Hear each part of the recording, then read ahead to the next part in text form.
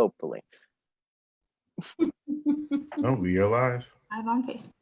Perfect. Okay, great. I'm gonna pin Idris. Oh, I see it. So we're gonna do the pledge. Yes. Okay. All right. So, all right.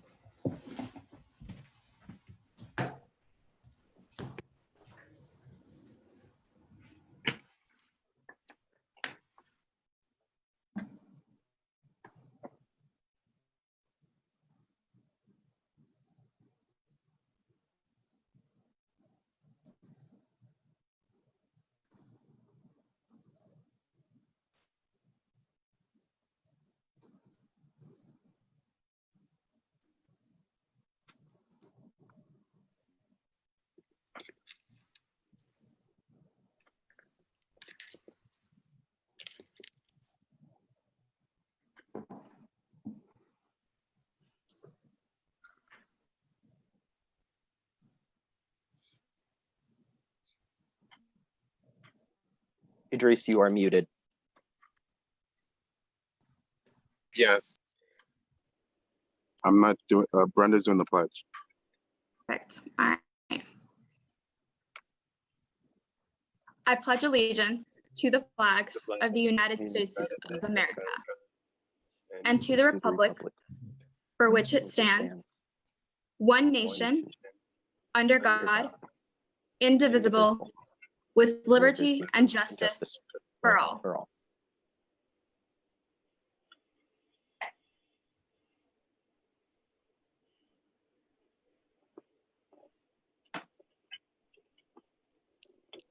Idris, if you'd like to do the introductions now.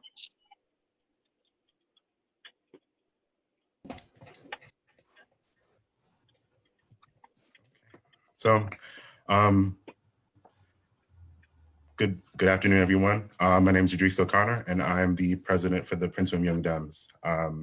So I'd like to say thank you to Vanjie Williams and Qasim Rashid for coming on and agreeing to do this candidate forum, and also thank you to the Prince William Perspective in agreeing to join us with to do this forum. I'd like to introduce our moderators and our Q&A reporter. So I'd like to introduce Langston Carter. He is the managing editor for the Prince William Perspective, and Brendo Madranas Frias, who is the vice president for the Prince William Young Democrats and also the chair for the Woodbridge Democratic Committee. And also I'd like to introduce a Q&A reporter, Supervisor Kenny Bodie. He's also the supervisor for the Aquiline Magisterial District. And now I'd like to turn it over to both Langston and Brenda. Thank you, Idris. Going over the rules of the forum, each candidate will have a minute and a half to respond to each question. Rebuttals will only take place if one candidate directly mentions the other candidate by name. Am I forgetting anything? You get 45 seconds for the rebuttal, and make sure to raise your hand if you would like to give a rebuttal. We'll make sure to call you out if we need a rebuttal. And beginning, we will go in alphabetical order for alphabetical order by last name for introductions. You have 3 minutes.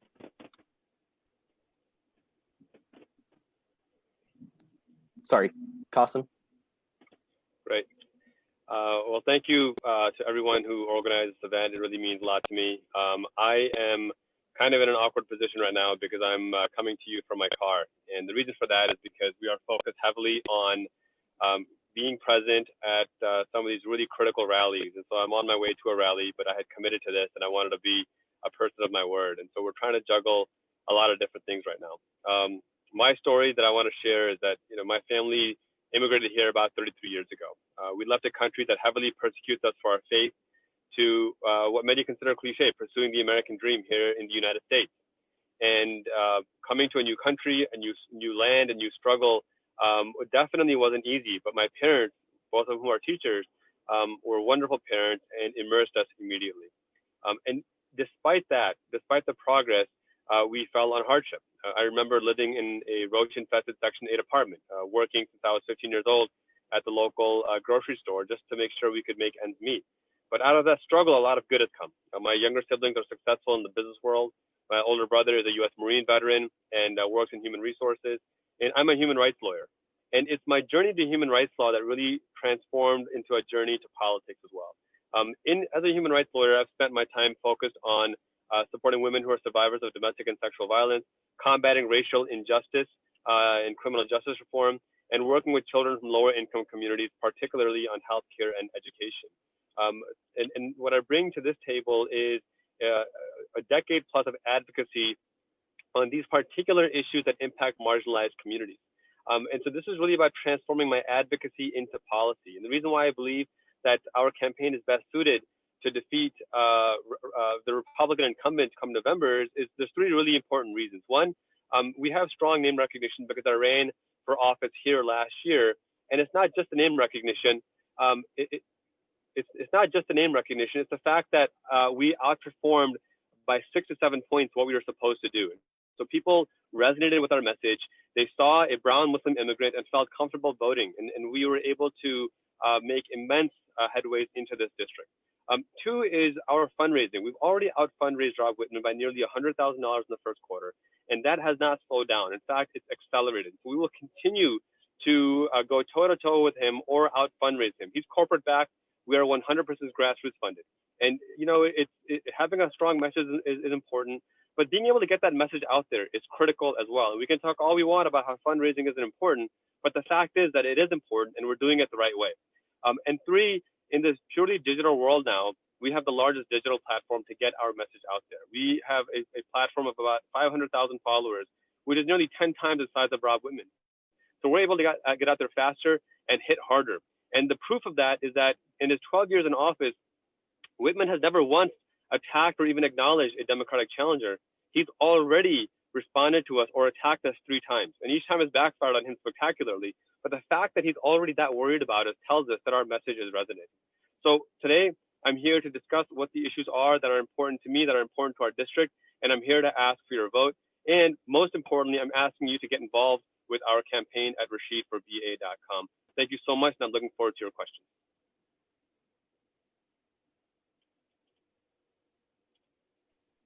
Thank you, Qasim. And Vanjie? There we are. All right, thank you, everyone. First of all, I want to thank Prince William Perspective. I want to thank the Occoquan Dems. I want to thank Prince William Dems. You guys, the young Dems, are the rock stars of the Democratic Party right now. Now, let me tell you a little bit about myself. My name is Vanjie Williams. I am a strategic planner by trade, which means I fix things for the government. I have been working on government programs and projects for almost 30 years. My background is simple. I am a child of the district. My family has been in this district for over 300 years. I know the issues. I understand the community.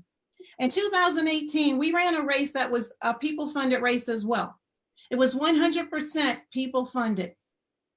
And it was communities that reached out and told us that it didn't take but a word to be out there. But it took a whole tribe to make sure that we got the word spread to the communities that were not on social media, what have you.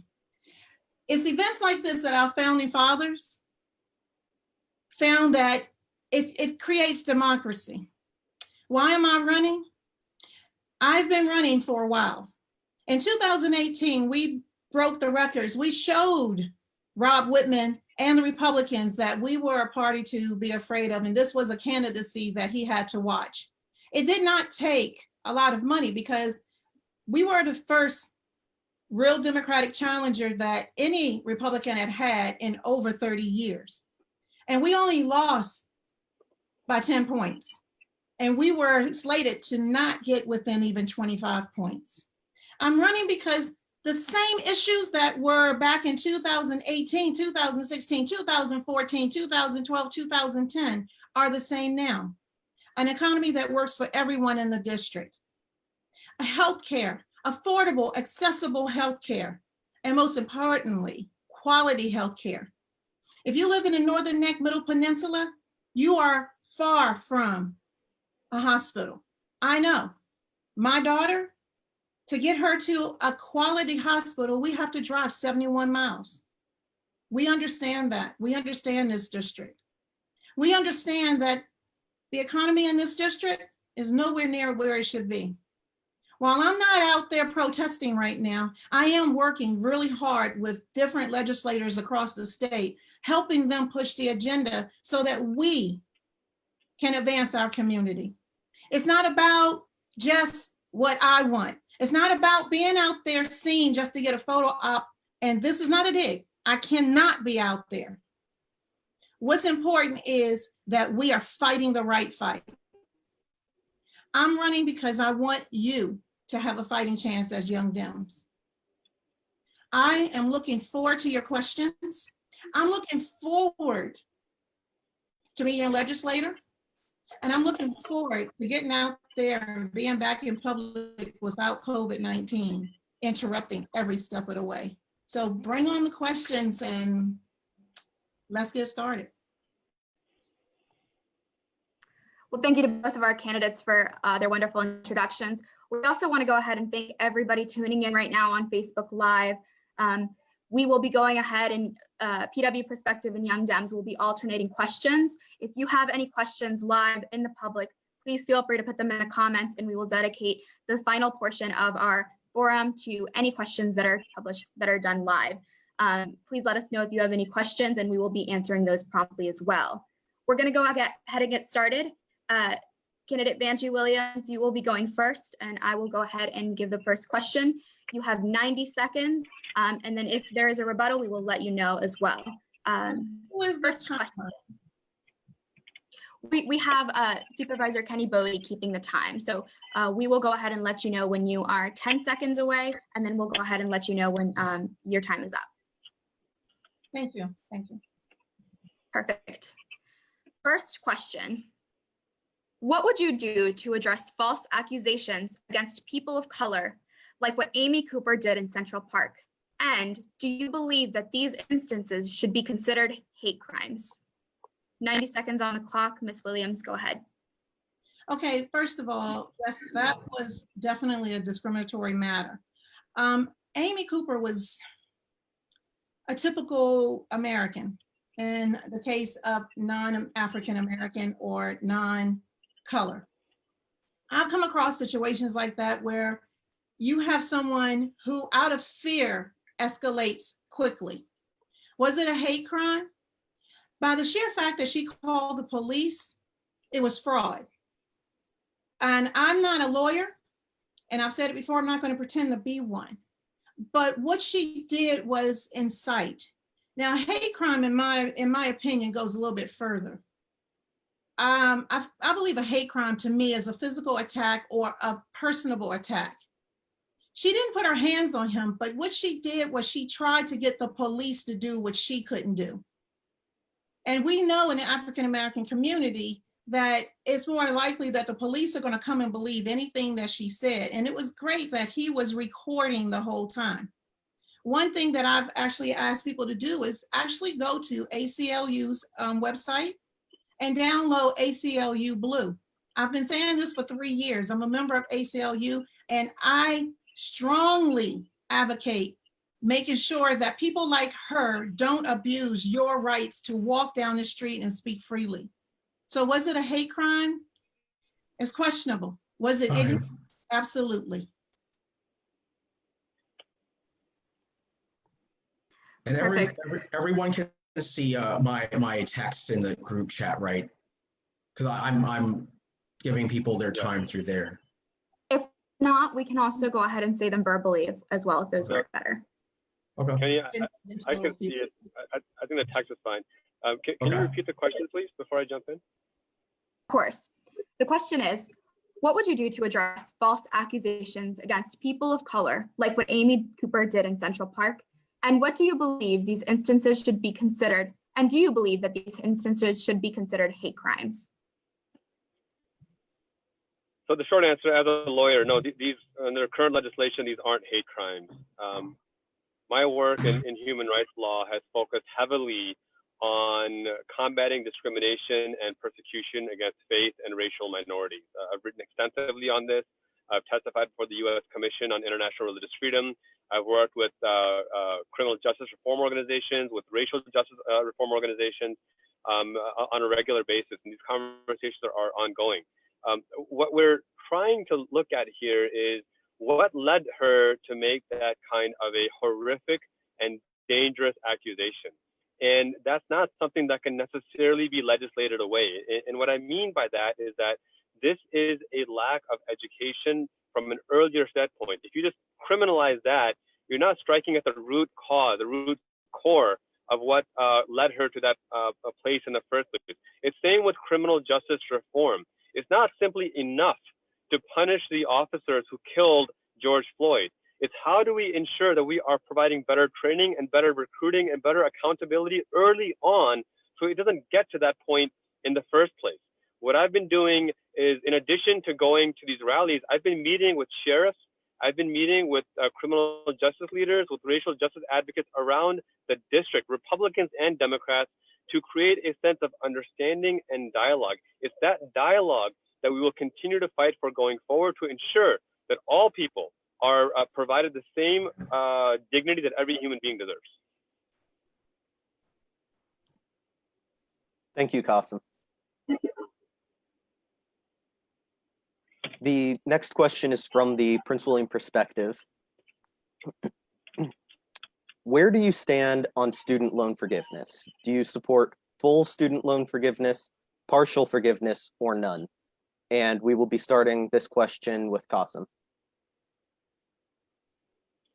I support 100% student loan forgiveness for at least three crucial reasons. The first reason is we need to ensure that our students today have the same opportunities that students were provided 50 years ago, 60 years ago, and that's simply not happening right now. The cost of tuition has increased at 12 times of salaries. So students were given a promise that if you go to college, take out these loans, you will be able to get those loans paid back because you're going to get a salary that commensurates with those loans. That was a lie. That was a raw deal. And as a lawyer in contract law, I can tell you that the contract is only valid when both sides understand the same terms. There were very different terms that happened here. The second reason is that when we look at how our government and how our taxpayers, more importantly, have bailed out billionaires at least 12 different times since the 1970s, totaling over $15 trillion.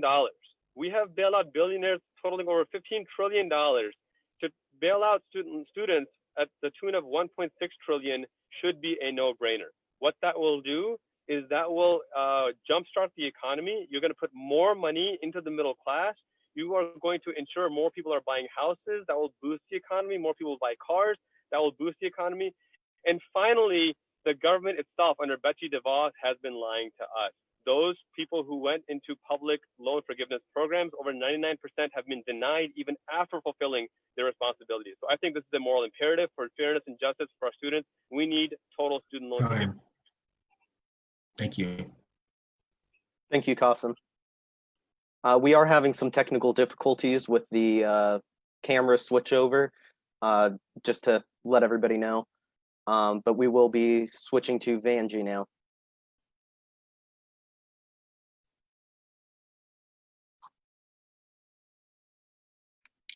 I'm having some trouble unmuting you, Vanjie.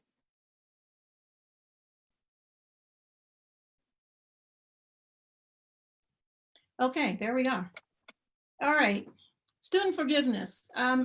For one of which who has a lot of student loans, it will be quick for me to say yes, absolutely forgive all loans. One of the programs that I'm interested in, because it's called Transparency Again, is one that actually employs people and actually gives them that hand up.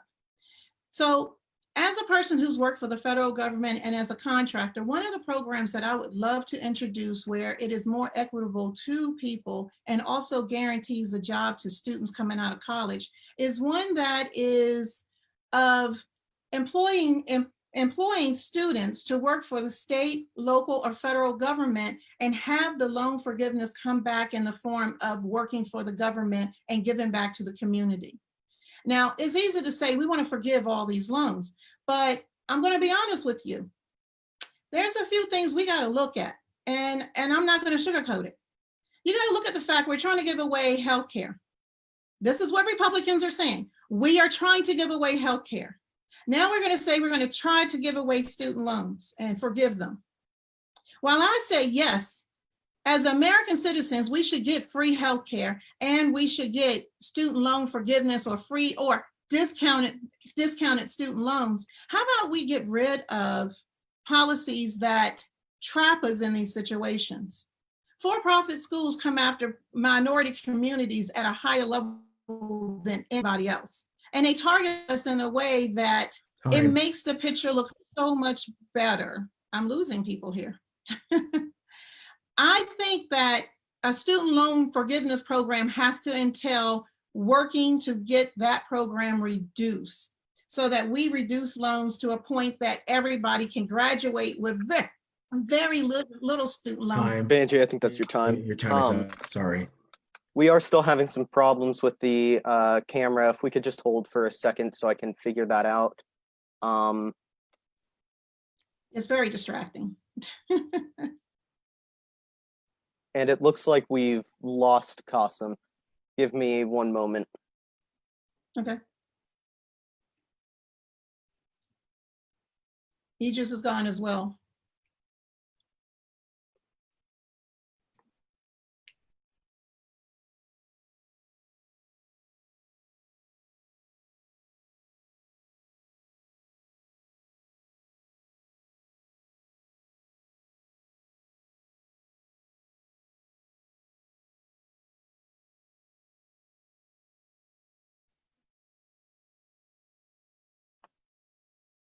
Okay, it looks like we have Qasim rejoining. And is the video problem fixed? I think so. It did shift to you finally, Langston, when it was on Vanjie Okay. the entire time before. Okay, okay. That should be the end of our technical difficulties. And we will resume as soon as Qasim is back in the meeting. We appreciate all the viewers bearing with us while we deal with a couple of these difficulties. We will be on just shortly. Okay, it looks like we are all set to resume and the camera issue should be fixed now for good. I apologize for that. Moving on to the next question, Brenda.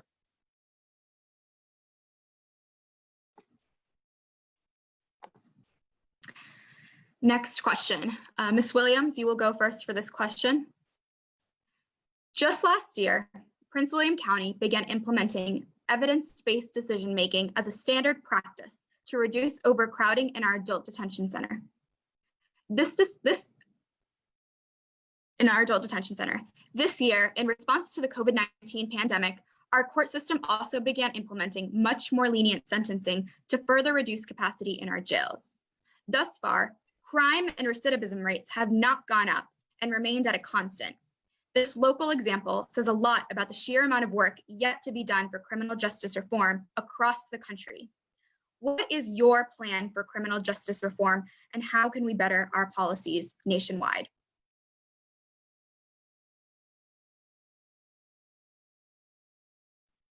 Can you hear me? Okay. Yes. First of all, let's decriminalize marijuana at the federal level. And then at the state level, let's look at legislation to make sure there is no such thing as a minimum sentence. A lot of these young men and women who are in jail for nonviolent crimes. Some are in there for crimes that were related to drug use. You know, I have a background where personally, I have family members who were addicted to drugs who ended up in jail and did not get the proper care while in jail and came right back out and started back again. Criminal justice reform also has to include mental health reform, making sure that we have facilities to accommodate people, and also educational areas so that we can educate persons while in jail and coming out.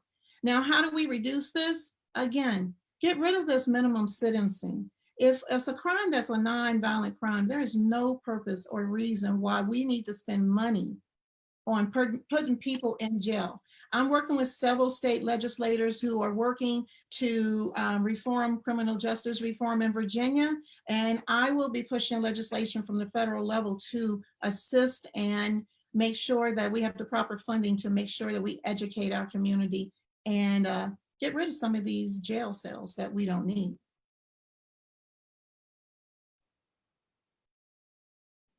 Thank you, Vanjie. And Qasim? Sure. Can you briefly repeat the last part of the question?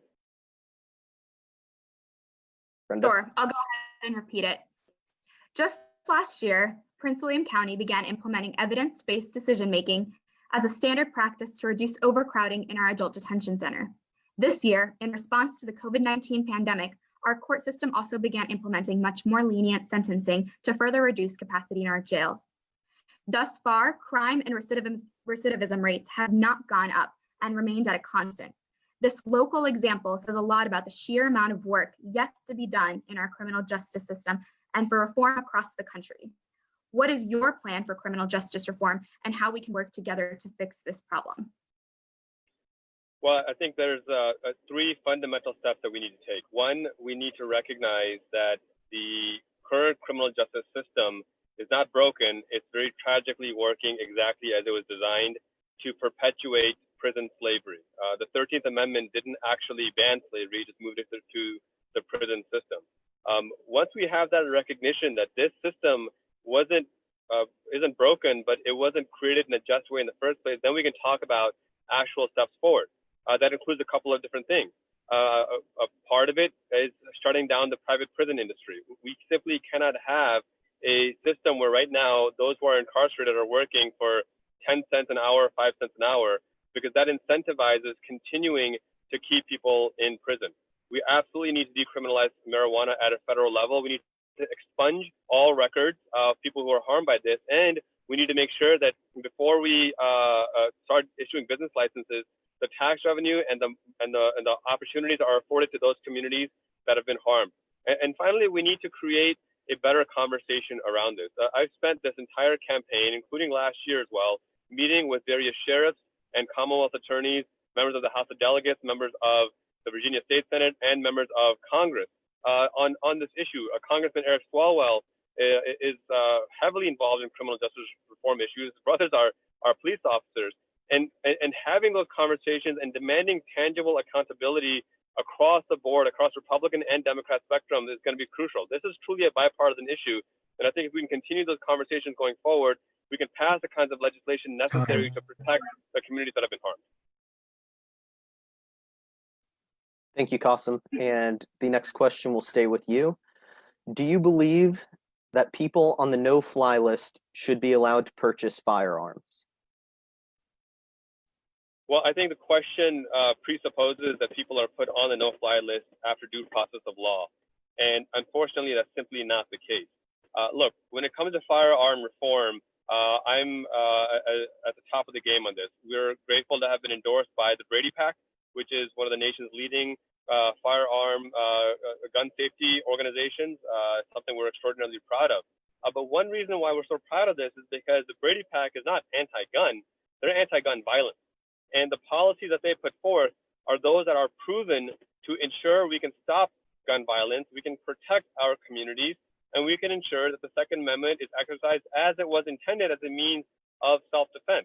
The no-fly list, if you study it, and as I have as a lawyer, as a human rights lawyer, even the government can't tell you what it takes to be put on there. Babies, children, 6 weeks old, 5 years old have been put on the no-fly list. So it doesn't actually make any sense. If the question is, do people who have a violent felony, and that's why they're put on the no-fly list, should they be denied a firearm? Yes, absolutely. But we need to reform how things like the no-fly list are even happening, because what it's been used to do is to target and marginalize Black and brown communities without any actual evidence that the people being put on there are a threat and a danger to society. So those who should be denied firearms are those who engage in actual criminal violence, not an arbitrary list that doesn't have any tangible or factual basis behind it. Right. Thank you, Qasim. And Vanjie? Can you repeat the question, please? Do you believe that people who are placed on the no-fly list should be allowed to purchase a firearm? That's that's a very hard question. It depends on why they're put on the no-fly list. And if it was legally put on the no-fly list, if a judge put them on there, may be some cause for that. But if not, the question is, why are they on the list? I cannot, as I set up the TSA, and one of the things that I found interesting when we were coming up, when we were setting up the TSA was who was considered dangerous and who wasn't. And from that point, it has gone completely haywire with the current administration. I wouldn't be surprised if all of us congressional candidates are on the no-fly list at this point. Does that mean that we shouldn't be able to fly? Heck, that's not the case. I think that the no-fly list needs to be re-examined case by case, and I think that it has to be justification before they can go on a no-fly list. And then on that case, it should not be up to if someone's on the no-fly list as to whether they can get a firearm. It may be two different types of situations. So I'm going to have to say that is a question that is one of those gray areas that it would have to be case by case. I'm not going to say no one should ever get, and I'm not going to say no one should always get. It has to be a case by case examination. And maybe there should be a commission set up just to figure out how we determine who goes on a no-fly list and how we determine the severity of their being on the list. Time. Thank you, Vanjie. And Brenda will give us the next question. Brenda, you're muted. Thank you. Do you support comprehensive immigration reform? And if so, what exactly does that mean to you? What aspects of reform are important to include? Vanjie, you may go first. Vanjie, I believe you're muted.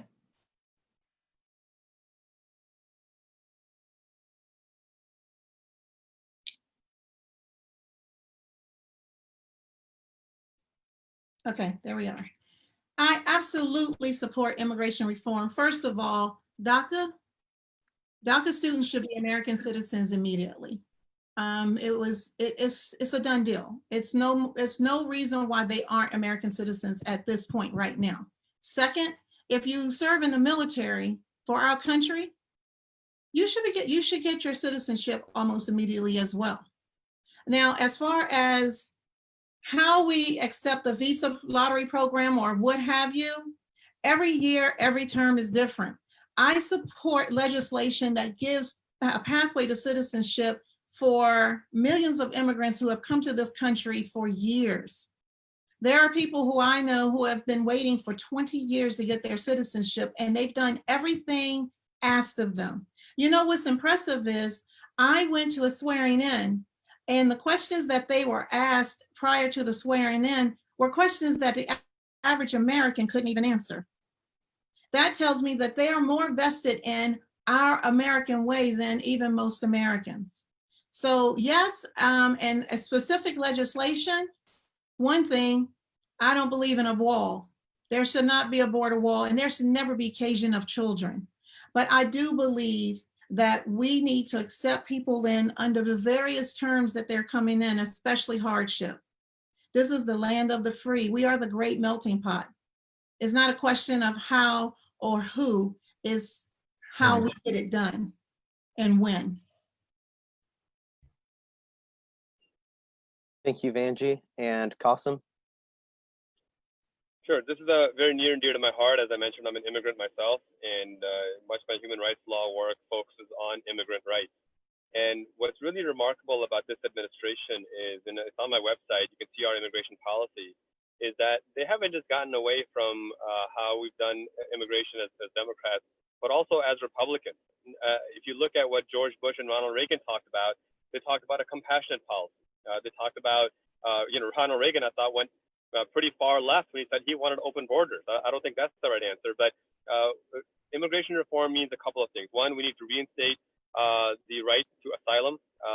Right now, the president has suspended that or has had a waiting period, which is contrary to international law and the U.S. Constitution. It's contrary to the shirt that I'm wearing. Give us your tired, you're poor. We need to ensure that we're not charging exorbitant fees for those who are pursuing immigration in a documented manner, because it deters them. We need to pass the DREAM Act. We need to ensure that those who are in ICE, who are engaging in these grotesque behaviors of sexually abusing women and children, are held accountable, and that those in government, in this current Republican administration that have allowed that to continue, are also held accountable. Same goes for Customs and Border Patrol. And finally, and most fundamentally, we need to create a new conversation that recognizes that immigration is not a detriment, but is a positive aspect of our country in every way, economically, financially, socially, and from a national security perspective. Immigrants make our nation safer. That is what I'm fighting for. That's what I've been fighting for. And it's that advocacy I'll turn into policy as Congress. Thank you, Qasim. The next question: what would you do to advocate and ensure that public schools across the United States are required to have a more inclusive curricula that embraces the diversity of our nation? And we are starting with you, Qasim. Sure. Well, for starters, we've been working hard with our local educators and leaders. We're proud to have been endorsed by the Stafford Education Association for our work in education rights. I grew up as one of the only people of color, only Muslims in most of the schools that I attended. And I would go a step further that this is not just about diversity, it's about representation. And the difference is that when you have representation, you have meaningful reform.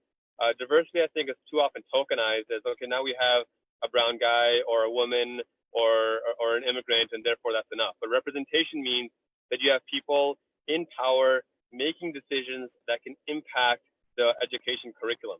What Rob Whitman has done is helped gut the education budget by $5 billion, and he's a promoter of charter schools, which is ironic because his wife is a teacher, so his policies would harm his wife and the incredible work that she's done in education. So one, we need to better fund education at the federal level and at the state and local level. The second thing we need to do is we need to ensure that those folks who are in power are representative of the student body. As of 2009, more children of color are born in this country than white children. Our teachers should reflect that. The fact that teachers are 80% white and 20% of color is a problem. Delegate Jennifer Carroll Foy has worked aggressively on this, and I'm proud to stand with her in this space as well. And finally, I think we need to recognize that this is not going to be resolved overnight. We need to have a long-term strategy to address this, to ensure that children of color, marginalized children, have the same access. That's what I've done as a human rights lawyer and working with nonprofit organizations, and that's what I'll continue to do as Congressman. Thank you, Qasim. Banji? Well, first of all, education is absolutely critical in my household. I have 6 daughters, ranges from ages 13 to 25. I have a daughter who has Asperger's. I had a daughter with ADHD, but also I have Black daughters. And I can tell you that from a person of color who grew up in a community that was, I was the only Black kid in the school for a long time. I can tell you the differences between now and then. Then it was a struggle because of my color. Now it's a struggle because of my color and economy. I believe that, first of all, rural areas, we're falling behind because we have a smaller tax base. So that's why I introduced the Invest Initiative, so that we can get qualified teachers to move down into the rural areas and get that tax break. Second, I'm a firm believer that we have to get rid of Common Core. Common Core, it's in 50 states, 16 territories. It's not working for America. And third, most importantly, getting rid of Mr. Voss, who has no educational background, does not care about children of color, does not care about children in rural communities, and definitely does not care about how American children are educated. Charter schools were never going to take off. It was never the plan. The plan was to get money into the pockets of the people who they supported and who supported them. I believe that by voting in Joe Biden, we get a person who understands education, and we get our platform pushed so that we can educate our children no matter where they live, no matter what color their skin, and no matter how they get there. We need better. We deserve better. Brenda? Perfect. Thank you. Going back to immigration, would like to ask a couple more specifics. What would you do specifically with the current undocumented population residing in the United States? What does a path to citizenship look like? How many years would it take? What are the requirements? What are the disqualifiers? How long would it take to get a green card versus citizenship? We know that some of our current proposals in the past have included 15, 20-year waits for citizenship for people who have lived here their whole lifetimes. So what is each candidate's stance on exact specifics on what that path would look like? We will go ahead and start with. There's no way to answer that in 90 seconds. That's an unrealistic question to answer in 90 seconds. That is, oh my God, Qasim and I both would need at least a 5-minute answer for that. But the pathway to citizenship is, like I said, if you have lived in this country for 20 years, that's too long. You should have had your citizenship, and the paperwork should not take, it's unscrupulous how much paperwork it is. There are people in this country who have done the most they could have ever done to show their commitment to becoming American citizenship, and who have not made it. We have to have a streamlined process, and it has to be fair, it has to be equitable, and it should not cost them $10,000 with a lawyer to get it done. We need to have safe practices. We need to have practices that include family members who are already here. I mean, there's so much involved in that. And I have friends who are immigrants, and who they have told me their parents have been here for 40 years and it took them 25 to get their citizenship. Yes, learning a book and learning our history is one thing, but I firmly believe this is the great melting pot, and people deserve to be here. Now, disqualifiers, if you commit a crime, a heinous crime, murder, rape, incest, assaulting a child, those are crimes that I think that should disqualify you from being a citizen of this country if you have not gotten your citizenship. If you've got your citizenship, you should serve time in jail, and otherwise, whatever else we have to do. But time, it's so many, that question is a very loaded question, Brenda. On my website, my immigration page has a lot of my policies regarding immigration. And I encourage everyone to go there, VanjieForCongress.com, and read the immigration page, because I want a pathway. Sorry, Vanjie. Sorry, Vanjie, your time's up. Qasim? Thank you. You know, due respect to my respected opponent, but I take exception that I can't answer this question effectively in 90 seconds. I'm a human rights lawyer. I'm an immigrant. I work with immigrant clients on a regular basis. I know these policies inside and out. I can tell you exactly where they're broken. And this is what I would argue is one of my strengths is as an advocate who's worked in this space, I can transform that advocacy into policy, because I know where these policies are broken and how we can make better policies. I believe that the green card process shouldn't take more than a year at the most. In looking at the issues that are plaguing it, it's just a lack of resources that we're applying, and it's too much of a reliance on fees rather than recognizing that a strong immigration policy strengthens us. I think the citizenship process shouldn't take more than 3 years either, because that, again, that it demonstrates a commitment to this country. It demonstrates an investment. You know, people don't immigrate here for the fun of it. They do so because they believe in the American dream and they want to invest in this country. It's the reason why immigrants have a lower crime rate, a lower violent crime rate as well, even undocumented immigrants. As far as disqualifying factors, I think if we are going to recognize that the Supreme Court has that every person in this country, citizen or not, qualifies for due process of law, then every person needs to continue to qualify for that due process of law. And if you go on our website, rashidforva.com, we spell this out in excruciating detail. And for those of you who have further questions, certainly reach out to me. But again, the issue here is a lack of consistent resources provided. As Congressman, I will provide those resources. I know what the issues are, and I know how to resolve them in an efficient manner. Thank you, Qasim. And the next question is about the school to prison pipeline. If elected, what will you do to address the school to prison pipeline and ensure that minority students are not unfairly targeted for infractions that their white counterparts receive less disciplinary measures for? Qasim. Part of my work in human rights law has focused on working with nonprofit organizations like Silicon Valley Education Foundation, Humanity First, on building out schools, supporting children from marginalized communities. One locale that we worked with had a 13% college readiness rate. After a decade of working with them, we upped that to over 80%. And that begins by investing in children earlier on and ensuring that we are investing much more money at the primary school levels than later on. A dollar invested early on goes far more than a dollar invested late in the game. Significantly, there are two major problems right now. One is that folks across the aisle don't actually believe the school or prison pipeline is a thing. And again, to quote my friend Jennifer Carroll Coy, if we can't change their minds, we change their seats. Rob Whitman has been devastating to this process because he refuses to acknowledge that this is an issue and take action.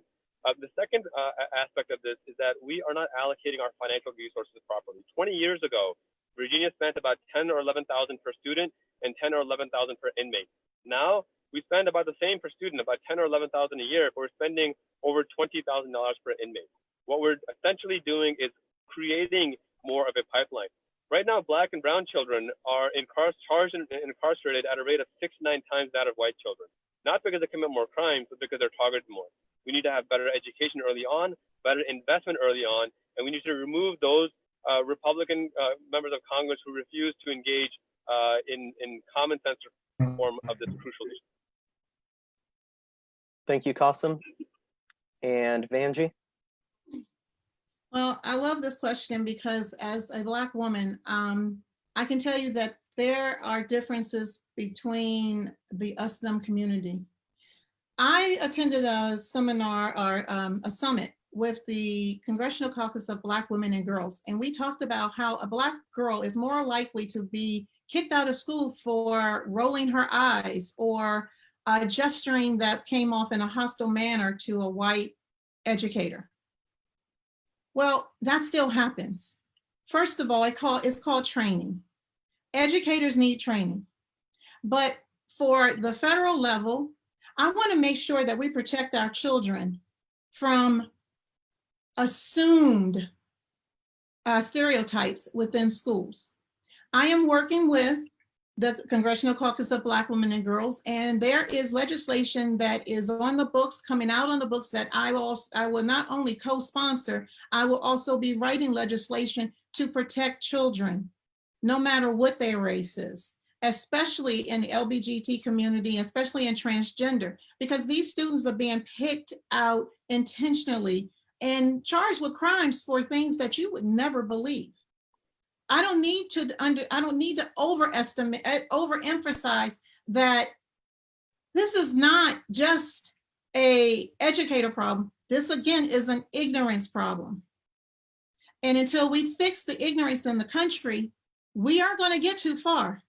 While out protesting, people need to realize it's not just about what you see on camera, it's about what you don't see on camera and how we fix these injustices. And this is one of the biggest ones. Thank you, Vanjie. All right.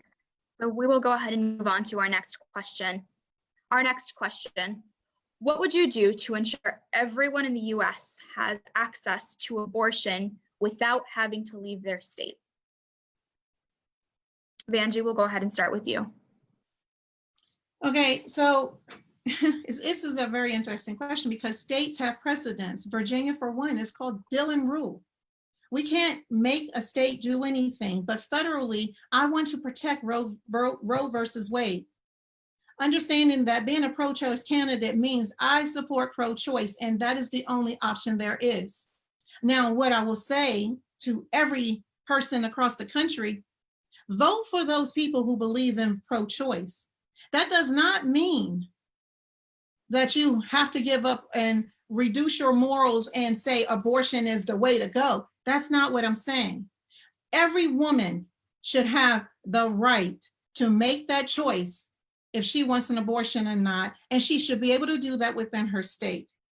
But that takes us voting out the legislators who want to pass laws to ban abortions in their various states.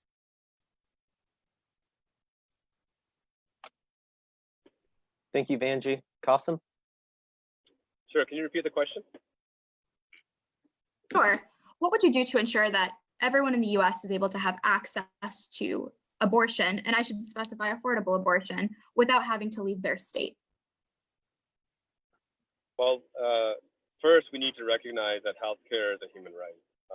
I'm the only candidate in this race who has said explicitly that I will fight for Medicare for all from the get-go, without waiting for somebody else to bring it to the floor. I will absolutely push forward for this. That will ensure accessibility and affordability. Reproductive health is healthcare, and I think this is the second point that we need to emphasize, that this is not something that is optional. To understand, this is a requirement, that this is healthcare, and this is something that politicians need to get out of the doctor's offices and ensure that women and their physicians are able to have a discussion about our women's health without politicians intruding and dictating how to go forward on this. I think in addition to that, we need to recognize that the history, and this is what I talked to my conservative friends about, that the history of Roe v. Wade was predicated on by the evangelical community, who saw the horrors of unsafe abortions and recognized that no, we need to protect women's health, we need to protect women's rights, and they were one of the leading advocates for ensuring that we protect access to reproductive health in an affordable way. So there's some historical amnesia happening here.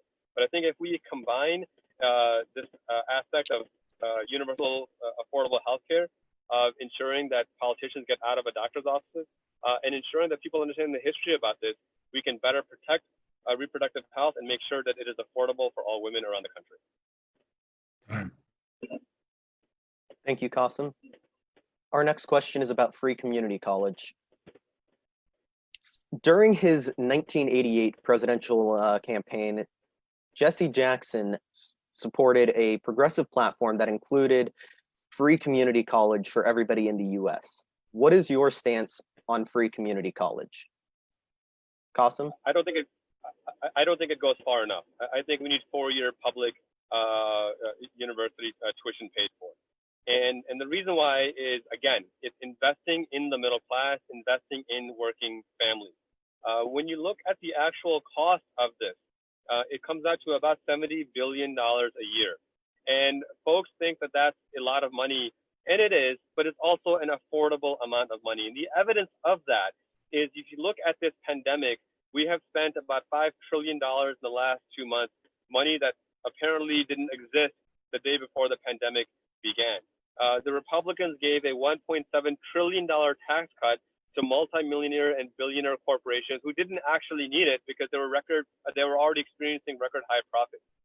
By ensuring that every single young person in this country, every single person in this country, period, whether they want to go to college after high school or later on in their life, has access to 4-year free public college, what we're saying is that we want to invest the tax dollars that we are already spending, not in the prison industrial complex, not in the military industrial complex, not in tax cuts for billionaires and soon trillionaires, but in our folks who are looking to improve themselves, who are looking to get higher education, who are looking to start their own businesses. Those nations around the world that have done this have seen an economic boost and a drop in crime and a stronger economy. It makes perfect sense to ensure that we spend our tax dollars on education for young people.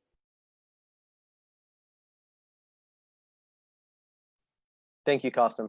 And Vanjie? I totally believe that we should have free community college. I actually stayed in South Carolina 1 year to the date. And the one thing that I was proud to see that South Carolina offered free community college for students who wanted it. Now, where this starts is, as a parent who has children in high school, middle school, we can also include classes that are in the 4-year round. But first, let's start with the basics first. Community colleges are state-owned. This, again, in order to make it free, we will have to tiger earmark funds for community colleges if we're going to do it from the federal level. But I can tell you this.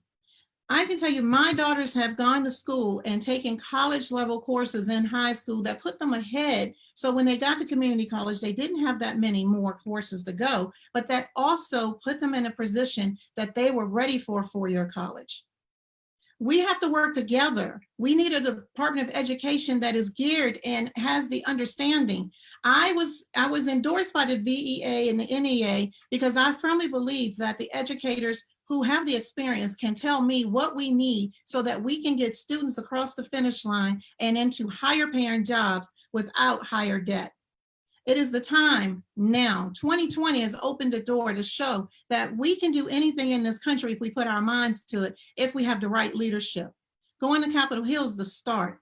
Making sure that we vote for a Senate that will take our legislation and pass these bills so that we can move forward. We can make America the country that it's supposed to be. Brenda? Thank you. This next question is about pay equity. How would you work to eliminate the pay gap? First of all, as a woman, again, there's a glass ceiling, and for a Black woman, there's a Black glass ceiling. We need equal pay for equal work across the board. How do we do that? We make sure that we promote unions so that unions can help us protect workers' rights. We make sure that, and like in the state of Virginia, we end right to work laws that hurt minority communities and middle-class communities at such a great rate that there's no opportunities. And we make sure at the federal level, not only is it a livable wage, but it's a fair wage going across the board. For one, I don't think that raising the minimum wage to $15 an hour is the only step. I firmly believe that we need a separate wage for educators and a minimum wage for educators that make sure that they have the equity they need and the money they need so that they can comfortably educate our students and advance themselves in a way that they can afford to pay for higher education for themselves. Majority of the teachers that I know work 2 and 3 jobs, not because they want to, because they have to cover their student loans and buy materials for their students in class. It's time that we make our country first about education and last about what it looks like on the books. We deserve better in this country. We will get there in 2021. Thank you, Vanjie. And Qasim? Again, an extraordinarily important question. You know, as a human rights lawyer, my work on supporting women who are survivors of domestic and sexual violence, it ties in here because part of that domestic violence is financial violence and restricting access to funds for women. Women on average make about 81 cents on the dollar as white men do. Black women make about 64 cents and Hispanic women make about 53 cents. These are hard realities and we address them a couple of different ways. One is by education, by ensuring that people have more education in this space and by ensuring that people have better access to education, which goes back to why I believe that public college should be affordable and free to all people regardless of their background. Second thing is not only do we need to strengthen unions, labor unions in Virginia, for example, but we have to recognize how bad of a situation it is. We're number 1 in business, but we're dead last in workers' rights.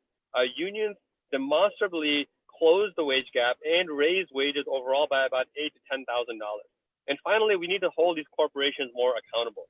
I firmly believe that any corporation that gets even a single subsidy in tax dollars should be required to provide an audit of how they are paying their employees broken up by gender and race.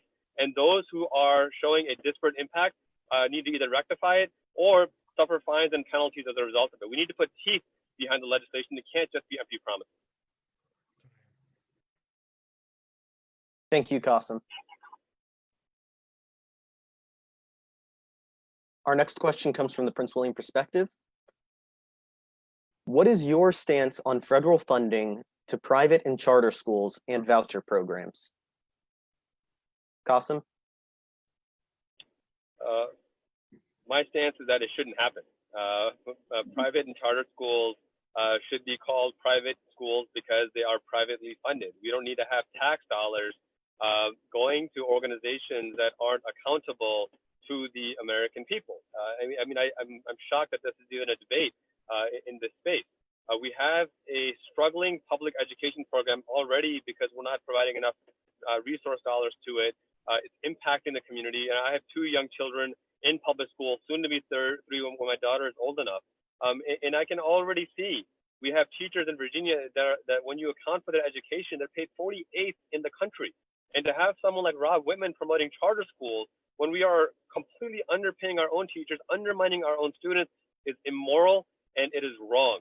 So we need to ensure that these hard-earned, federal tax revenues are going to our public schools, not to our private schools. If people want to run private schools, let them pay for it out of their own pocket. If they have that kind of money, more power to them. But we cannot punish our public school children, our public school educators, and those who are looking to work in the public school environment, our administrators and staff, because wealthy people on a private scale don't want to shell out the kind of money necessary to run a private school. I mean, that's as clear of an answer as I can give. And as Congressman, you have my firm commitment to continue to fight for public education. That is the backbone of our society and our future. Thank you, Qasim. And Vanjie?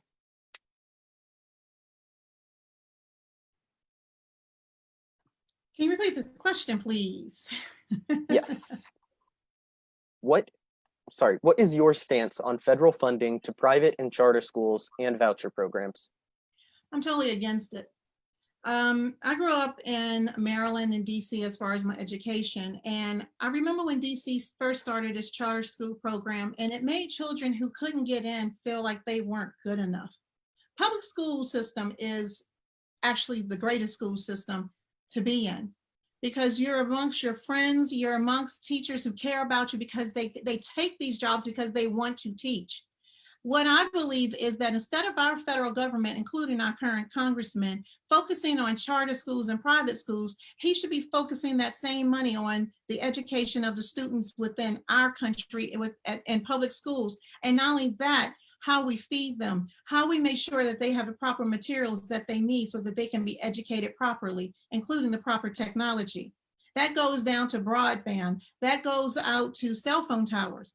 If we had these very things in the first district, our students would not have been left behind in many communities because they didn't have during this pandemic. I believe that if it's a private school, it should be paid by private funds. If it's public schools, I pay my taxes, that's where the money should go.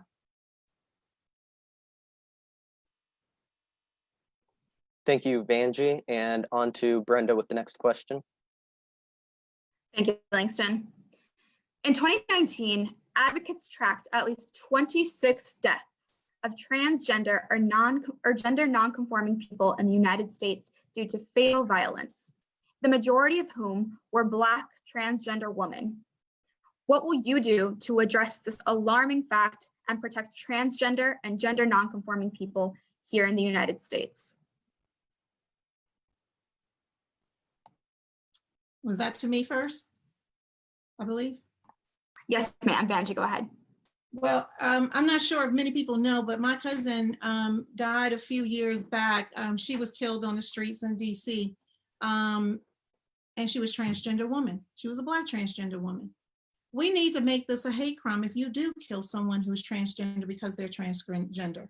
I've heard so many people give it new names or what have you. It's a crime and it's a hate crime. I'm a firm believer that you love who you love, you are who you are.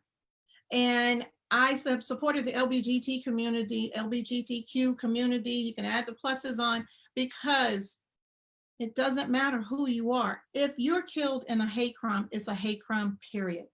I support legislation that will firmly make it a federal crime to actually do this type of crime. Thank you. Qasim?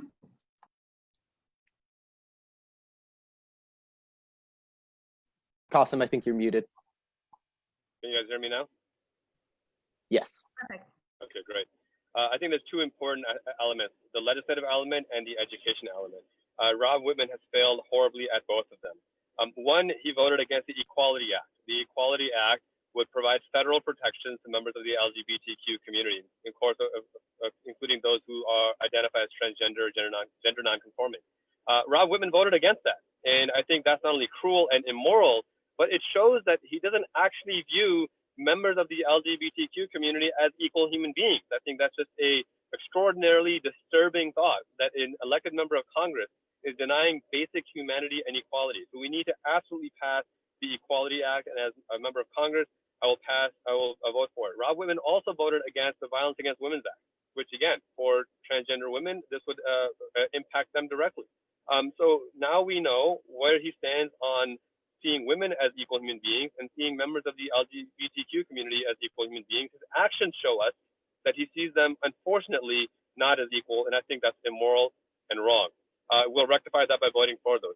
And the second aspect of it is providing more educational resources, especially to younger communities, in high school, even younger, to educate and provide a more informed and more compassion in this space. Again, you can't legislate morality, but you can teach and educate young people about the need to have compassion and to have a sense of true humanity for those in your community. I think by combining those two efforts, we can get on the pathway to better protecting members of the LGBTQ community from these kinds of violent and barbaric hate crimes. Thank you, Qasim. Next question is regarding press. Recently, members of the press have come under attack by police in their line of work. If elected, what will you do to hold law enforcement accountable when they violate the First Amendment by attacking reporters? If you study the world press rankings, the United States has seen a consistent decline over the last 4 years, and I suspect that the 2021 rankings will show that it has gone even further down. The root of this issue, in my view, is a president who calls the press the enemy of the people, who berates them as fake news, who refuses to acknowledge that we need transparency, and that's part of what this country was founded on, the freedom of the press, the First Amendment. He has declined and undermined all of those. And he's empowered by members of Congress like Rob Whitman, who don't have the courage or integrity to say, Mr. President, this is wrong. We can have political differences, but we absolutely cannot violate these due norms that have been the foundation of what this country was built upon and strengthened upon. Law enforcement is, again, responding to the president who says, rough them up a little. And the fact that we don't have comprehensive reform in this space is, again, a reflection of leaders in office who aren't holding law enforcement accountable. My view is simple. We have a president who recognizes the value of the Constitution. We have a reform organization that ensures that police officers who engage in this kind of violence are held accountable. And we have an independent investigative body that when these kinds of constitutional violations occur, it's not the same district attorney investigating them who is also funded by the police, but it's an independent body so that when police officers commit these kinds of crimes, they know that their accountability will come from an unbiased source, not from somebody that they have a prior relationship with. Thank you, Qasim. And Vanjie?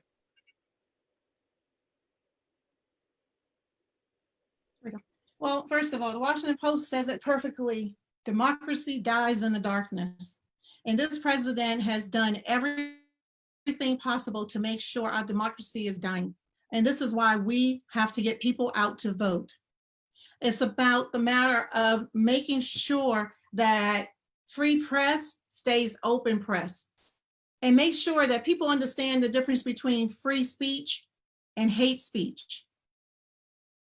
Because there are some press entities that is promoting hate speech, and they're protected under free speech, but not hate speech. One thing that I fully believe is when you think about social media and what have you, I want to fully bring back net neutrality, fully support net neutrality, and making sure that we reverse almost, I'm going to say it, almost everything that this president has done has been to enlighten himself and his party and his pockets. So let's get back to free press. Let's make sure people are protected. This is why I encourage everyone to get AC Bus. Make sure that when incidents happen, we get them on tape and they're protected pieces of media that can be used in a court of law. Thank you. And for my final question, this is regarding job market for our young people now. With COVID-19, the unemployment rate has drastically increased. Many of our very own peers find themselves with college debt and no job to go to.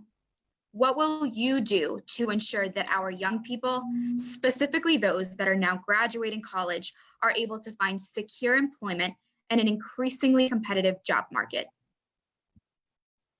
Vanjie, you may go first. Well, my new American economy is a plan that brings jobs in infrastructure, transportation, agri and aquaculture, and it will improve the economy by bringing jobs back to America. I strongly am supporting bringing back and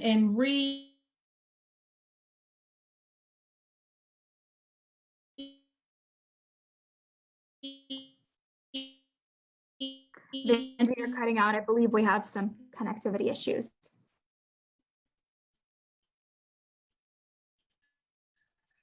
Renegotiating the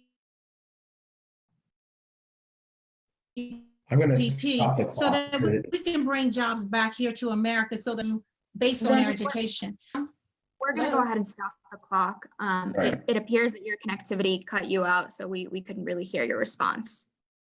Okay, Yes. can you hear me So now? it's jumpy, but I think I can hear it. Vanjie, can you test that one more time? Can you hear me now? Is that better? Yeah. Yeah. So we'll reset the clock, Vanjie. You can start now.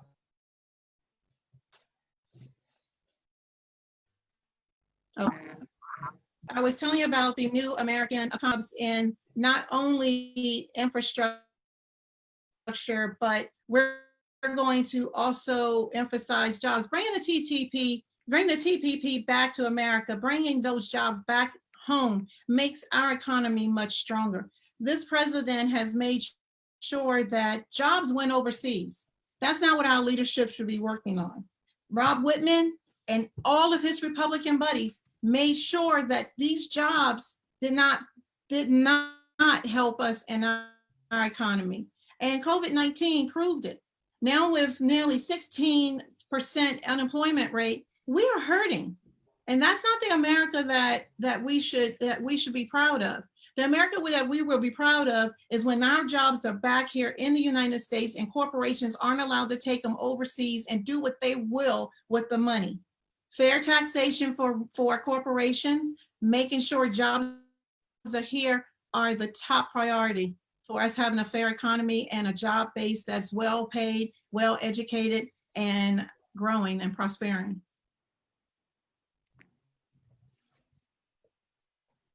Thank you, Vanjie. And Qasim? Okay, can you quickly repeat the question, please? Sure.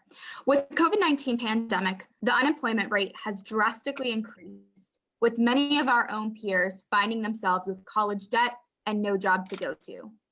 What will you do to ensure that young people, specifically those who are graduating college this year, are able to find secure employment in an increasingly competitive job market? Well, one thing that COVID-19 has taught us is that it didn't break America. It showed where America already had broken policies. I'm the only person in this race who has advocated for complete student loan forgiveness as a starting point. This is not something that will take years to implement. This can literally happen within the first month of the new administration by ensuring that our students are, these shackles of student loan debt are removed from them. It will give them more flexibility, one. The second thing is that I'm advocating for universal healthcare, Medicare for all, single payer, which will ensure that the health of our young people is not tied to their employer. Already we've seen, the Kaiser Institute issued a report that over 30 million Americans have lost their health coverage over the last 2 months.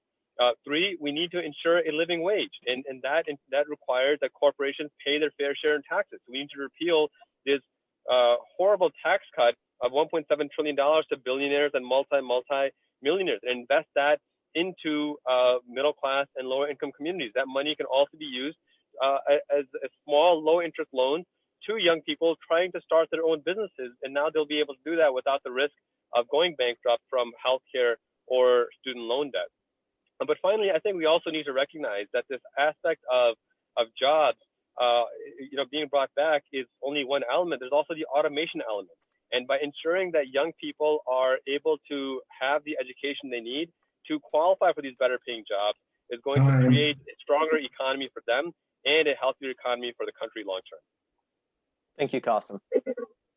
This will be our final question from the Prince William perspective before we go over to Supervisor Bodie for our Q&A portion.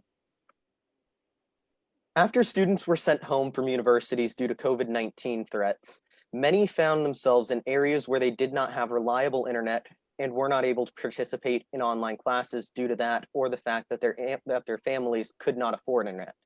What will you do to ensure that everybody has access to high-speed, affordable internet, even in rural communities where broadband access is not common? Qasim? 25 years ago, broadband internet was a luxury. Now it's a basic utility, it's a basic right. I'm the only person in this race who has advocated for making broadband a utility that ensures the federal government invests the money needed. Now, according to all the studies that we've researched from nonpartisan organizations, to ensure that we get broadband, high-speed internet access, 100 megabytes or more, to all 40 million Americans who don't have it, it would cost about $300 to $350 billion. And again, that's a lot of money, but it's not in some insurmountable amount, because what you get from that is so much more than what you invest. You ensure that every single child in America, every single student in America has 21st century tools to meet the 21st century technological demands. You ensure that small businesses in rural parts of the country can now compete with businesses in the metropolises. You can ensure that people can start new and small businesses as well. You will ensure that small farmers have access to the data they need to ensure a strong crop. You will ensure that rural hospitals have access to high-speed internet so that they can get the health care to rural Americans. Right now, kids are sitting at McDonald's and trying to get their Wi-Fi access that way. It's simply unacceptable. Rob Whitman, in his 12 years in office, has done nothing on broadband. And even now, he's introduced a obscure plan that won't actually bring any progress. We have 14 different federal organizations running 40 different programs. It's getting us nowhere. We need to have one organization running one program to ensure that broadband is offered to municipalities directly. It's a proven model. 900 municipalities around the country have already done it. We can make it federal and we can make it work. Thank you, Qasim. Vanjie? I have been advocating for rural broadband since 2008. And yes, it is, and it was a luxury back then. Now, yes, it is a human right because we need it for telemed, we need it for education. But what I won't say is that it's not possible. Everything is possible in our country. Rob Whitman had 12 years to bring broadband. He did not take attention to it until 2017 and 18.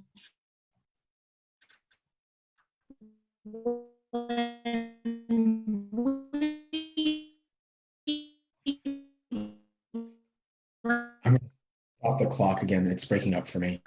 Yeah, I'm getting the same thing. Angie, can you hear us? So, folks, now you see why we need rural broadband all over the place. So we don't get stuff like this. This is a perfect real life example. Then we're still running on that very same platform. Agriculturists and our agriculturists. But I can hear you. Yeah, hold on a second, Angie. We're gonna let it Can you catch hear me up. now? Hold on. We're gonna let it catch up. Okay, test it now. Let's see if we can hear you. Okay, can you hear me now? Yeah, you're good. Perfect. Okay. As an Continue from your example, thought. I live in a rural community and this is my world. I depend on broadband and so do so many of my neighbors, especially those who are telecommuting at this point. I am and I will continue to fight for broadband. And yes, I believe that broadband is a human right, and I believe that every household should have broadband. I also believe that in this day and age, we need to make sure that we're getting it, and we're getting the adequate broadband that we need, and in communities that you don't go down the street and you normally see. I am running for office because I'm fighting for my neighbors who can't afford to pay their electricity right now, my neighbors who are struggling to pay their water bills, my neighbors who are struggling to pay the mortgage or rent in the homes they live in. Because there were several people who did not qualify. Broadband is utterly important to finding jobs and what have you. So, Vanjie, I'd like to give you an extra 30 seconds just to address the student portion of the question. yes. For our students, my daughters were a prime example. The teachers who taught them lived in communities that did not have broadband or access to broadband. If they had it, they had HughesNet. And if anybody's ever had HughesNet, it is a tremendous bill. And without a job, it's unaffordable. So yes, stepping forward into the new century and doing what we need to educate our students, start with making sure that every household has broadband. And it's not a political move. It is a human rights move. It is a And we will now be moving on to Supervisor Bodie. realization that we will now be moving on to Supervisor Bodie with the Q&A portion of the forum. Sure. So thank you for that. You guys can hear me, right? We're good? Yes. Okay. Yep. We had one question that was submitted ahead of time by Tiziana here in Prince William County, who's also shout out one of our soil and water commissioners here in the county. Her question is, how can we capitalize from the lesson learned from the current pandemic to act out on the ongoing and most urgent crisis, climate change, as we begin recovering and restructuring our economy? Since Vanjie answered this last question second, I believe that she would answer this question first.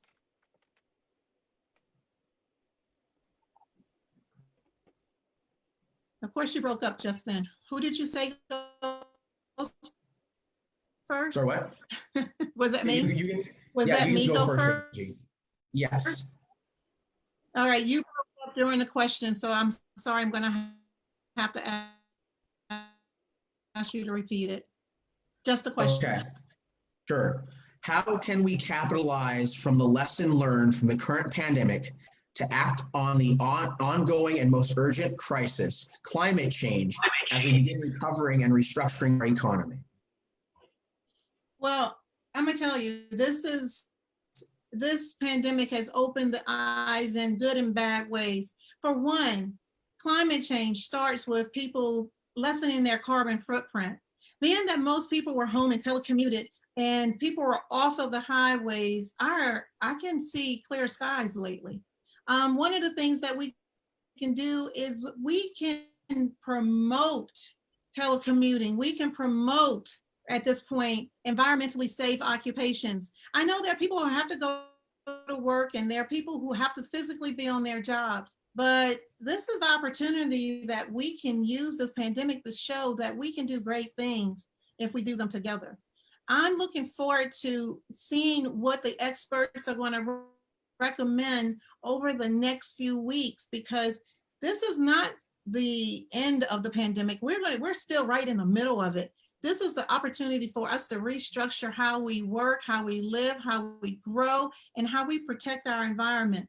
This is an opportunity for us to show ourselves how we grow from this and the lessons learned from this, so we can grow forward in the country. Thank you, Vanjie. Qasim? Can you kindly repeat the question again? Sure, no problem. Give me 1 second here. How can we capitalize from the lesson learned from the current pandemic to act upon the ongoing and most urgent crisis, climate change, as we begin recovering and restructuring our economy? Well, our campaign is taking climate change extraordinarily seriously. In fact, it's the first thing we list on our issues page. We started by consulting with experts like Morgan Goodman, an environmental scientist, to help craft our policy and continue to advise us. What we're facing right now is not only an existential threat in climate change, but an administration who doesn't take it seriously, and a Congressman, Rob Whitman, who has a 4% score from the League of Conservation Voters. Since this pandemic started, he has sat by as the president has rolled back EPA clean water standards, and just yesterday, the president issued another executive order rolling back rules on 3 critical environmental protection regulations. This is going to amount to a devastation on our communities and on our environment. So first thing we need to do is remove them from office by voting them out on November 3rd. Second thing is we need to recognize that this is not about just our personal ability to telecommute. The recent studies indicate that people staying home or not commuting as much is actually having a nominal impact on climate change. The majority of the issue are corporations and industries who continue to pollute. So we need to have better and stronger regulations for them to ensure that they are being held accountable and that they are not violating these basic economic policies and rules. And third, we need to advance stronger protections. Again, the president cut the EPA budget by 91%. Rob Whitman refused to speak out against him. Fortunately, Congresswoman Elaine Luria of the 2nd District introduced a budget and legislation to refund the Chesapeake Bay.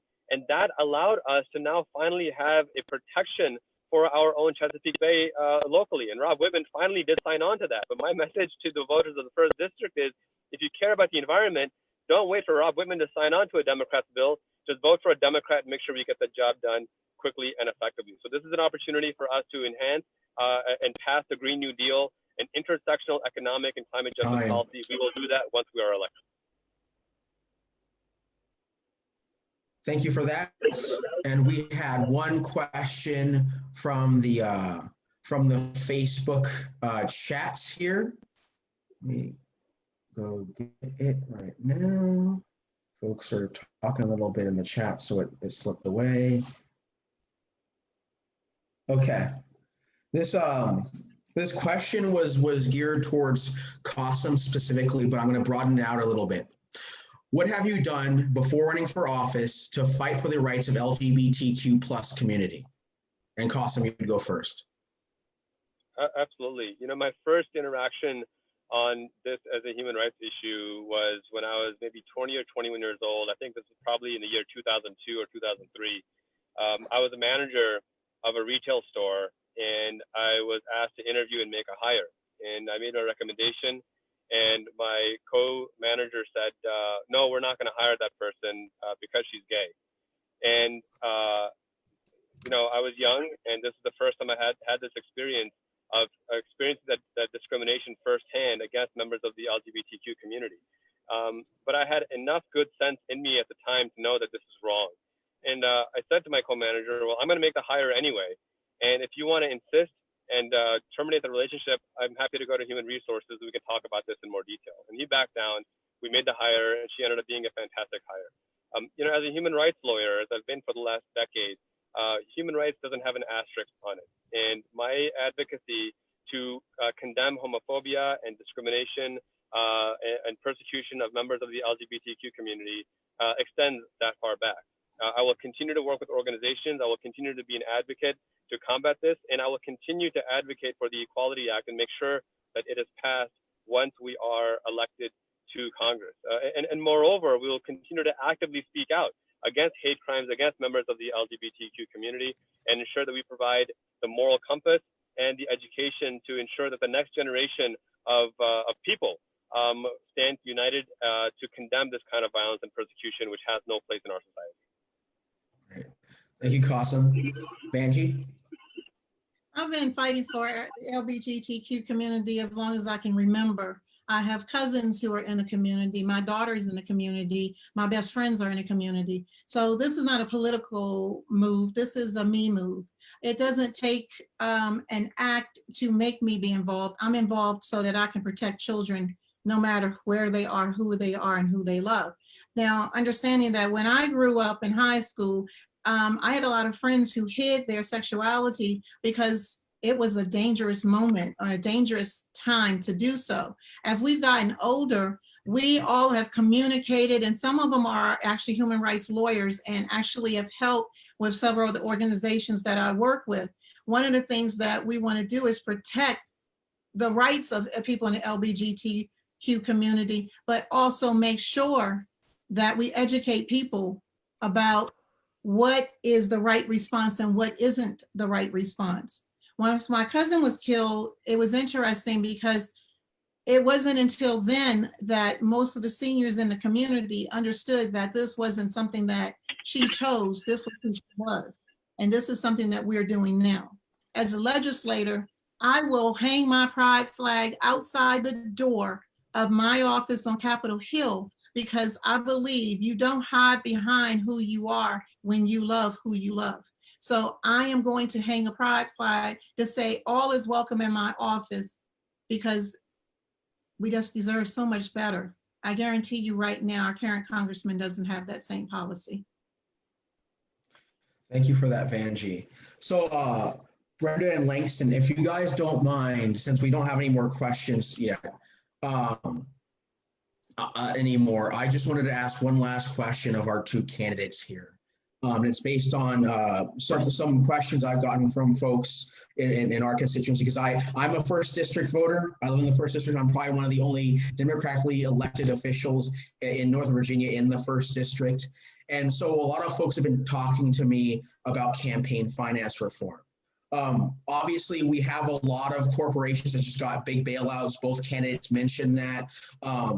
And these corporations at the very same time are not paying livable wages to their frontline workers. They're not providing good health care. They're not really moving the ball forward for people, but they have the money somehow to pay high profile lobbyists to lobby Congress, lobby the state legislature here in Virginia, where we're the Wild West. We have no real campaign finance laws. Both of you guys know that, other than disclosure. How are you guys going to move the ball forward on campaign finance reform on a federal level? Because we know that a lot of the issues that come up in our country right now in terms of inequality come from, if you have money and you're a member of the select few that have the resources to do it, you can buy off members of Congress. We know that our current congressman is not outside of that club. So what are you going to do to move the ball forward with campaign finance reform? And I think, Vanjie, you're up first.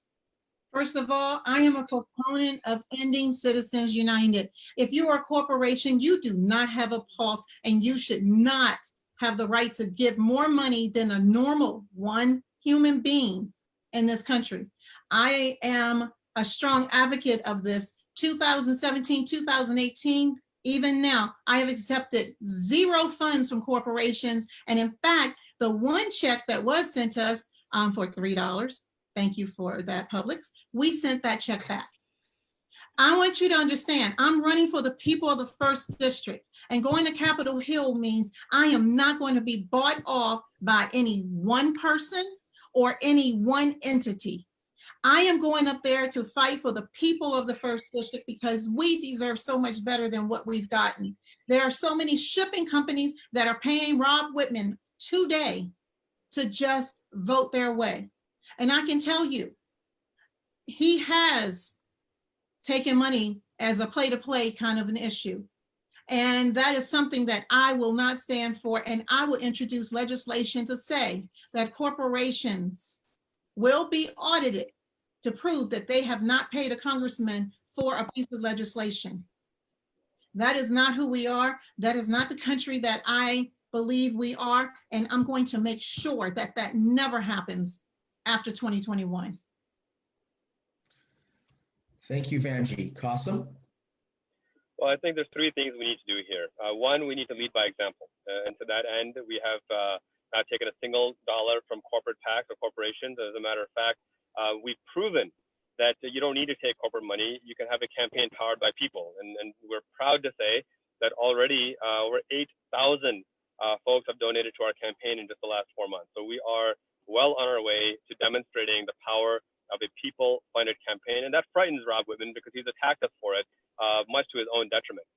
Two, we absolutely need to overturn Citizens United. And studying this closely, we find that this is actually a really good bipartisan issue. Republicans and Democrats, overwhelmingly, 70% or more, up to 90%, agree we need to get corporate money out of politics. And again, Rob Whitman's insistence on relying on corporate money is, I think, not only immoral, but it's against even Republicans, strong Republicans. So we're going to be able to demonstrate that we're leading by example. It's we the people, not we the corporations. And third, we need to have better management of congressional finances. And what I mean by that is if members of Congress own stocks, they need to be in blind trust. They need to have absolutely no interaction with them whatsoever. And we see that happening now when you don't have that blind trust. Our own Congressman, Rob Whitman, the day that AbbVie Pharmaceutical announced that they're working with the Communist government of China on a COVID-19 treatment, he happened to buy stock that very day. This is deeply problematic because then he followed it up by telling us that the virus is not spreading. So we need to first lead by example. We need to overturn Citizens United, and we need to make sure that members of Congress don't have financial incentives by suspending or by ensuring they're in a blind trust. Thank you, Qasim. Thank you, Vanjie, and Brenda and Langston. I appreciate you guys allowing me to ask that question. With that, I hand it back to you. Thank you, Kenny. And we are going to now move to final closing statements, and we will start with Qasim first. Just out of curiosity, I went first the first time, so should I go second this time? We have been alternating. Usually final statements and opening statements and closing statements are done in the same order. Typically. I just got confused because I thought since we are alternating, I thought we would alternate this. But whatever you guys want, but I just wanted to ask that question. Of course. And how long do they have? 3 minutes. Okay, got it. Am I up? Yes. Great. Well, I want to thank you organizers. I want to thank Vanjie. I want to thank all the viewers for participating in this robust and important discussion.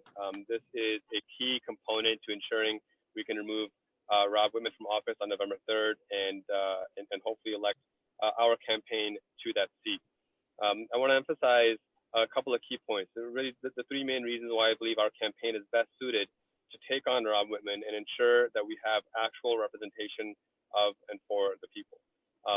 One, we have a proven model in this district. Last year when I ran for state senate, we weren't supposed to get much more than about 35% of the vote, and we got nearly 43% of the vote. So we can demonstrate in the reddest part of the first district how we can get Republicans to come out and vote for us and support us. And already we have a strong contingent of Republicans who are identified as strong conservatives working with us. But more importantly, in my view, we are demonstrating that we can bring people together.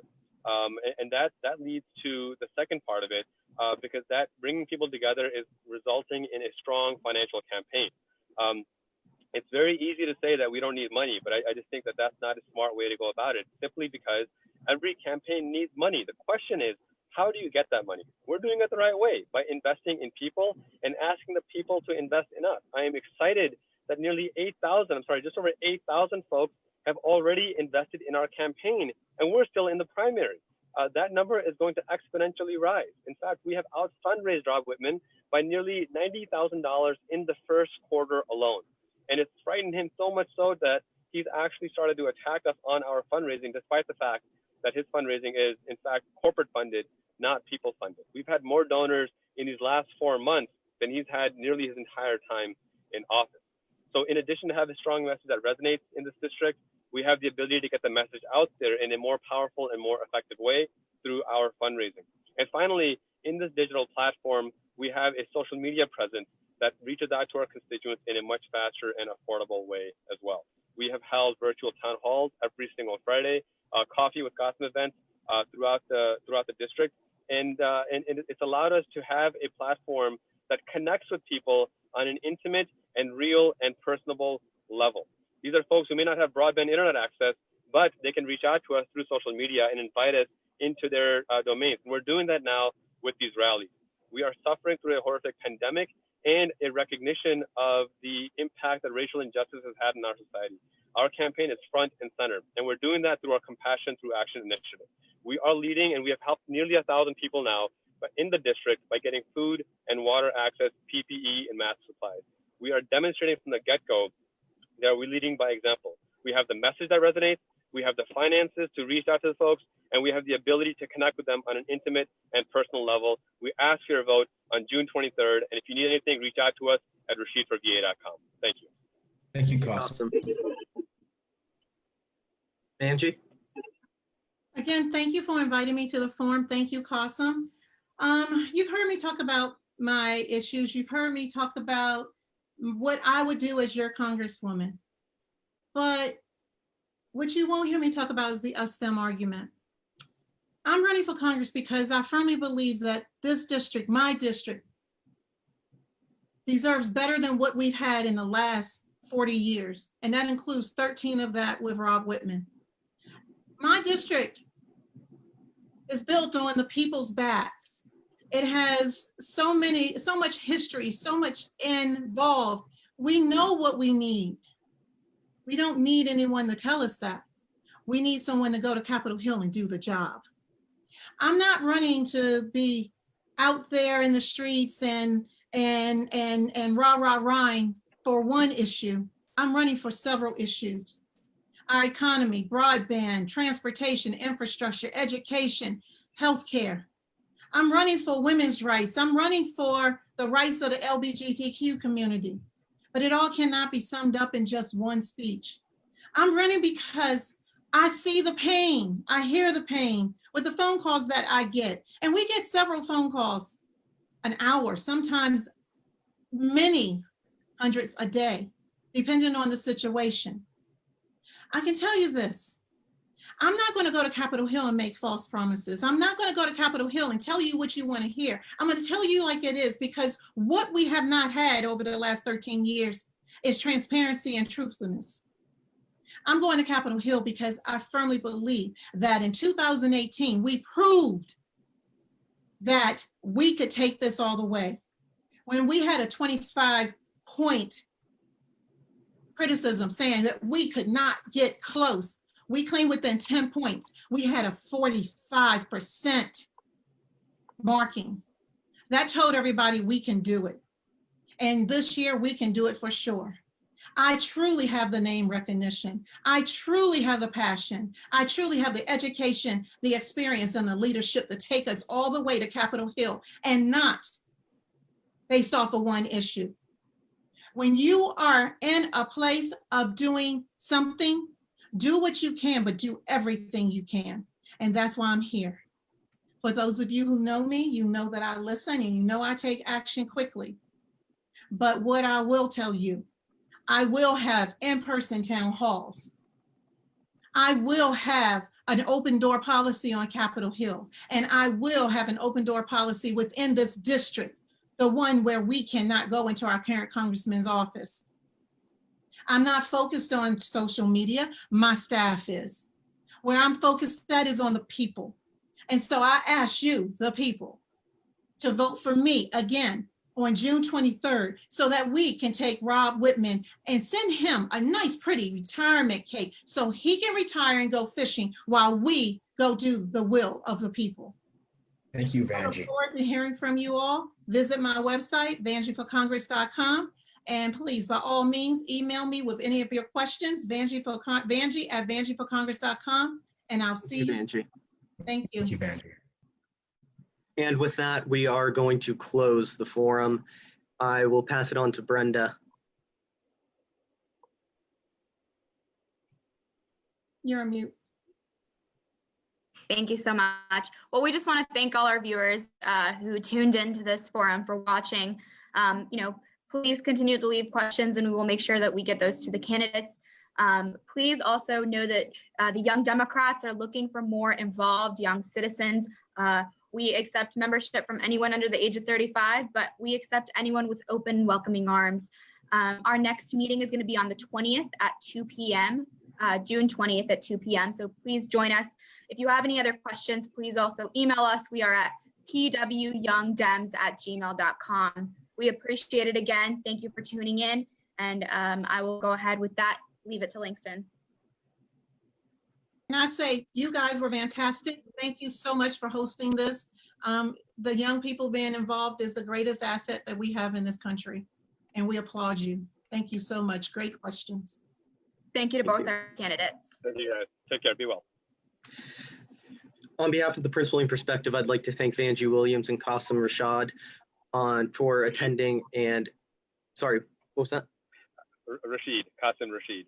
Sorry, I'd like to thank Vanjie Williams and Qasim Rashid for attending and answering our questions and participating in this event.